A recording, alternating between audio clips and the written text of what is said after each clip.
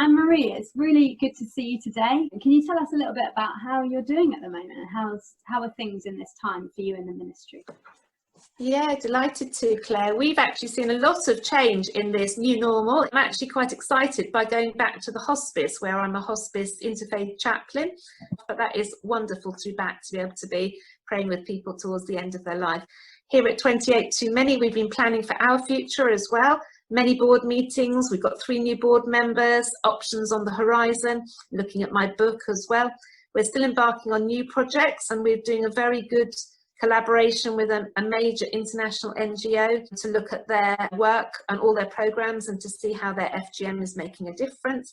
And we're doing large numbers of conferences online. I talked in Wales last week, and I did a global conference to Viva Networks, and I'm doing a one tonight on Press Red. I had a very busy August as soon as lockdown happened, and I was allowed to be out of my shielding bubble for a little while. 14 health appointments to wit, but also 2 or 3 days out, picnics with friends, which was very nice as well.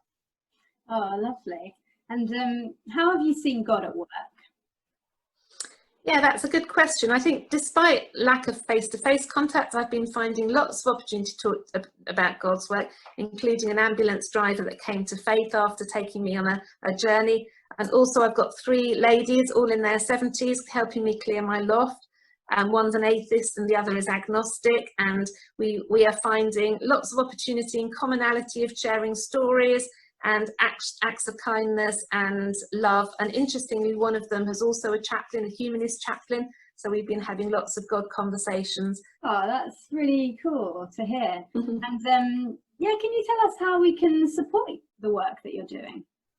Yeah, well, we've just actually launched our Challenge 28 fund fundraising campaign, Claire. It's really important for us because we lost 75% of our funding in this COVID crisis. It sounds tragic, but our charity will fold if we don't have more funds by the end of March. We know that in the pandemic, there's been an increase of FGM. In the UK alone, 60,000 girls have been at risk during this lockdown.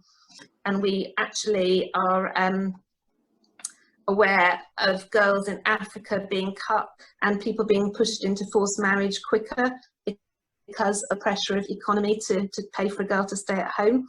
So I'm cycling on my static bike 28 minutes a day for 28 weeks. The 28 weeks is really 6 months. And I've now just crossed Lake Victoria, Africa's biggest lake. You wouldn't believe I could cycle across Lake Victoria, would you? So I have. So, you know, we would love people to engage with this. You don't have to be sporty. It can be anything with 2 and 8. We've got one of the daughters of a friend who's been baking cupcakes, a Christian friend of mine, knitting a 28-centimetre scarf or anything like that.